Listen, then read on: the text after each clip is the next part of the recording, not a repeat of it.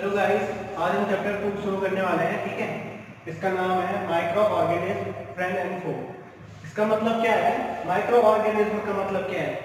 हमने पिछले चैप्टर में पढ़ा था कि जो सॉइल होती है हमारी, उसमें कोई भी फसल कब उगती है, जब उसमें क्या होते हैं, भरपूर मात्रा में क्या होते हैं, न्यूट्रिशंस होते हैं। ठीक है, न्यूट्रिशंस मीन्स नाइट्रोजन, फास्फोरस, इस टाइप के न्यूट्रिशन होते हैं, तभी जाके हमारी क्या होती है, फसल अच्छे से उग पाती है। वो न्यूट्रिशन आते कहाँ से उसमें?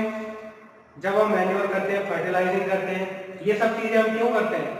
ताकि न्यूट्रिशन उसे मिल सके। ठीक है, अब जब हम मैन्योर करते हैं, वो भी अब फर्टिलाइजिंग का एक फर्टिलाइजिंग के लिए, सॉइल की फर्टिलाइजिंग के लिए जो हमारे माइक्रो ऑर्गेनिज्म होते हैं, ये भी क्या होते हैं, ये भी बहुत यूजफुल होते हैं। ठीक है, तो आज हम इन्हीं माइक्रो ऑर्गेनिज्म के बारे में पढ़ेंगे। बेसिकली माइक्रो ऑर्गेनिज्म होते क्या है कि हम अपने चारों तरफ कोई भी लिविंग थिंग्स देखते हैं, जैसे एनिमल्स हो गए, ठीक है, पेड़ पौधे, जो प्लांट्स होते हैं, वो भी तो क्या होते हैं, लिविंग थिंग्स में आते हैं। वो भी अपना क्या करते हैं, अपना जो खाना है वो खुद बनाते हैं। किससे? फोटोसिंथेसिस से। ठीक है, इसी टाइप से लिविंग थिंग्स कौन कौन सी होती है? एनिमल्स होते हैं, ह्यूमंस होते हैं, ठीक है, कैट होती है, छोटी से छोटी चींटी, सब लिविंग थिंग्स है ना।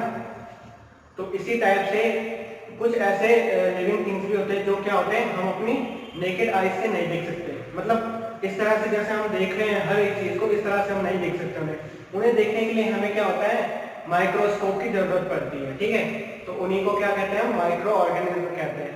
ठीक है, अब इसमें क्या, जो माइक्रो ऑर्गेनिज्म होते हैं वो भी क्या होते हैं, कुछ हार्मफुल होते हैं बहुत ज्यादा हमारी ह्यूमन बॉडी के लिए, और कुछ क्या होते हैं, कुछ बहुत यूजफुल होते हैं। ठीक है, तो आज हम उन्हीं के बारे में पढ़ेंगे कि टाइप्स ऑफ माइक्रो ऑर्गेनिज्म क्या होते हैं। ठीक है, उनमें से फ्रेंड्स कौन कौन से होते हैं, और ऐसे कौन से माइक्रो ऑर्गेनिज्म होते हैं जिनसे डिजीज होती है। जैसे कोरोना आजकल फैल रहा है, तो कोरोना में क्या है, कोरोना जो वायरस है वो भी एक माइक्रो ऑर्गेनिज्म है। ठीक है, तो आज हम उसके बारे में पढ़ लेंगे। ठीक है, तो स्टार्ट करते हैं। सबसे पहले टाइप्स ऑफ माइक्रो ऑर्गेनिज्म क्या होता है। अगर आपके पास सबसे पहले माइक्रो ऑर्गेनिज्म आए कि माइक्रो ऑर्गेनिज्म है क्या, तो आप कह सकते हैं कि these things we are not able to see in our naked eyes। ठीक है, ऐसे ऐसे ऐसे छोटे जीव होते हैं जिनको हम अपनी नेकेड आई से नहीं देख सकते। ठीक है, विदाउट माइक्रोस्कोप, तो उनको क्या कहते हैं, माइक्रो ऑर्गेनिज्म कहते हैं। अब टाइप्स ऑफ माइक्रो ऑर्गेनिज्म में 5 टाइप्स के होते हैं ये। ठीक है, फर्स्ट होता है बैक्टीरिया, फिर फंजाई, प्रोटोजोआ, उसके बाद एल्गे होता है। ठीक है, और एक होता है वायरस। तो एल्गे और वायरस के बारे में इसके बाद डिस्कस करेंगे। सबसे पहले बैक्टीरिया के बारे में डिस्कस करते हैं। बैक्टीरिया क्या होते हैं? बेसिकली ये सिंगल सेल्ड होते हैं। सिंगल सेल्ड का मतलब क्या है, इनमें सिर्फ एक ही सेल होते हैं। हमारी जैसी बॉडी है ना, तो हमारी बॉडी क्या है, इनमें कई सारी सेल्स है, स्किन सेल्स है, ब्रेन सेल्स है, ठीक है, आंखें जिससे बनी है वो सेल्स है। ठीक है, तो हमारा जो बॉडी का एक पार्ट है, उसको बनने में क्या है, कई सारे सेल्स काम कर रहे हैं। कई सारे सेल्स से जाके हमारा क्या है, एक पार्ट बनता है। ठीक है, इसी टाइप से यहाँ पे बैक्टीरिया है, तो बैक्टीरिया हमारे पास होते हैं सिंगल सेल, सिर्फ एक ही सेल होता है उसमें। ठीक है, सिंगल सेल में पाया जाता है वो। ठीक है, अब फिर दूसरी चीज है इसके बारे में, फाउंड इन कॉलोनीज। ये हमेशा कहीं पे एक नहीं दिखेगा। ठीक है, मतलब कहीं पे आपको अगर दिख जाए बाई चांस माइक्रोस्कोप लगा के, तो आपको बैक्टीरिया कभी एक नहीं मिलेगा। ठीक है, हमेशा कॉलोनीज बना के रहते हैं ये, जैसे कि 15-20 एक साथ, 50-60 एक साथ, हजारों एक साथ हो सकते हैं। ठीक है, इसी टाइप से रहते हैं। कैन बी स्फेरिकल, अब इनका शेप जो होता है वो स्फेरिकल होता है। स्फेरिकल कैसे? जैसे आपने क्रिकेट की बॉल देखी होगी, फुटबॉल देखी होगी, उस टाइप का हो सकता है। रॉड हो सकती है। रॉड में क्या हो गया कि जैसे आपने देखा होगा कि घर बनते समय रॉड नहीं होती है, रॉड डाली जाती है उसमें छत के ऊपर, सबसे पहले आयरन की रॉड होती है ना, तो उस टाइप से भी हो सकते हैं, पर स्फेरिकल हो सकते हैं। स्फेरिकल कैसे शेप हुआ, स्प्रिंग जैसा शेप। स्प्रिंग देखा कि आपने, स्प्रिंग इस टाइप की होती है ना, इस टाइप की होती है स्प्रिंग, तो इस टाइप से भी हो सकते हैं ये। ठीक है, इसका एग्जांपल है हमारे पास रोडोबैक्टर और एक कोलाई। ठीक है, अगर आपके पास एग्जांपल लिखने को आ जाए तो आप ये दोनों लिख सकते हो, रोडोबैक्टर और ई कोलाई। सेकंड वन है हमारे पास फंगी। तो फंगी क्या होता है, फंगी क्या होता है, एक तरह का ये प्लांट सेल होता है एक टाइप का, ठीक है।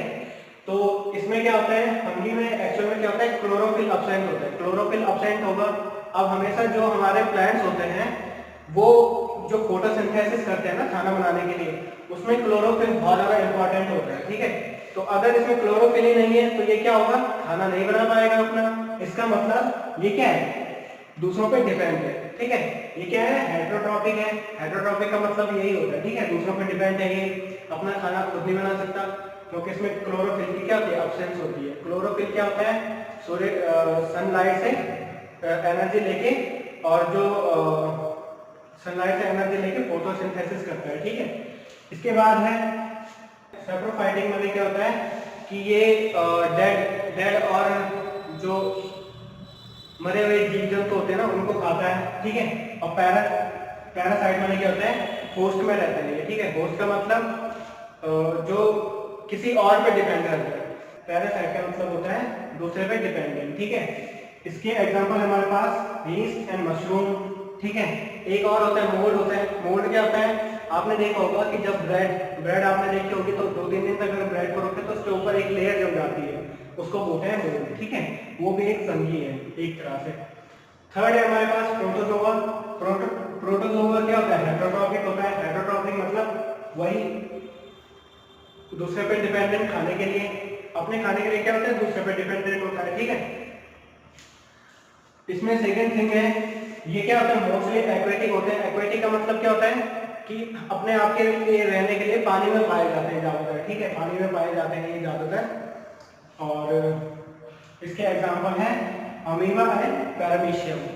अगर आप एग्जांपल लिखेंगे पेपर में, कई बार एग्जांपल्स आ जाते हैं हमारे पास, तो एग्जांपल्स में आप ये सब नोट डाउन कर सकते हैं। बैक्टीरिया के लिए रोडोबैक्टर, इकोलाई, ठीक है। फंगी के लिए यीस्ट, मशरूम, मोल्ड भी लिख सकते हो आप यहाँ पे, मोल्ड MOULD, ठीक है।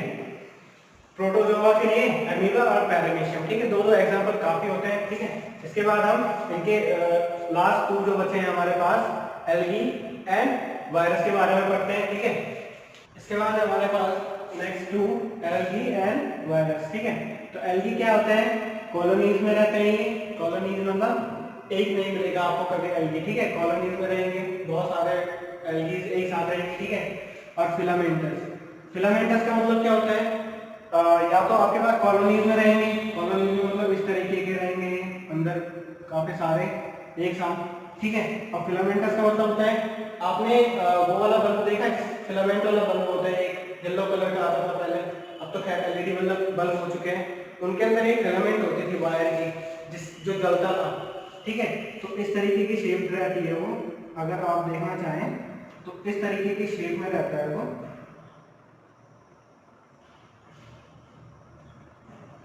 इस तरीके की शेप में रहता है, ठीक है। फिलामेंटल इसको कहते हैं। तो फिलामेंट की तरह रहता है बना हुआ।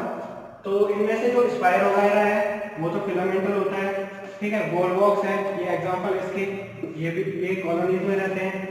मोस्टली एक्वेटिक होते हैं।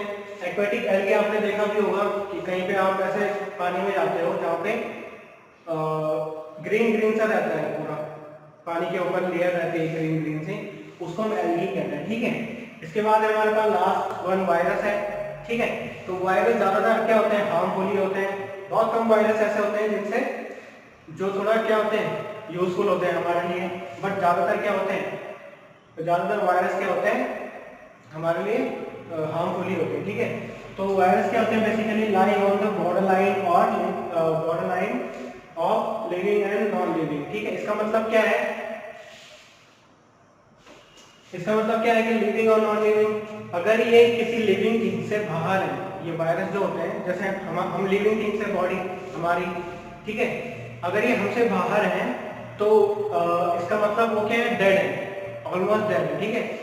वो जैसे ही हमारे क्या होते हैं, जैसे हम उनके टच में जाते हैं, ये हमारी बॉडी के अंदर चले गए तो ये क्या होते हैं, लिविंग थिंग्स में आ जाते हैं, ये जीवित हो जाते हैं, ठीक है। इसी से हमें क्या होता है, हार्म होता है। अब जैसे कोरोना है, तो कोरोना क्या है, बहुत सारी थिंग्स पे है, टच करने पे फैलता है, ठीक है, हवा से नहीं फैलता है ये। कोरोना क्या होता है, टच करने से फैलता है, या फिर तो जब तक वो बाहर है, जब तक वो बॉडी से बाहर है, तभी तो आपको कहा जाता है कि हाथ धो लीजिए, हाथ धोने से क्या होगा, अगर आपके हाथ पे वो टच होंगे तो उस समय तो क्या है, वो नॉन रिएक्टिव है, मतलब डेड है। अगर आप हाथ धो देंगे तो वो सारे निकल जाएंगे, ठीक है। बट जैसे ही आप अपने हाथों को मुंह पे लगाते हैं, अगर आपके हाथ पे वो वायरसेस हैं तो आप अपने चेहरे पे हाथ लगाएंगे, मुंह पे लगाएंगे तो अंदर चले जाते हैं वो, ठीक है। अपने आप जब वो लेते हो ना, हाँ, क्या बोलते, ऑक्सीजन लेते हो अंदर अपनी नाक से, तो वो हाथों से क्या होंगे, अंदर चले जाएंगे और अंदर जाके क्या हो जाता है, रिएक्टिव बन जाते हैं, ठीक है।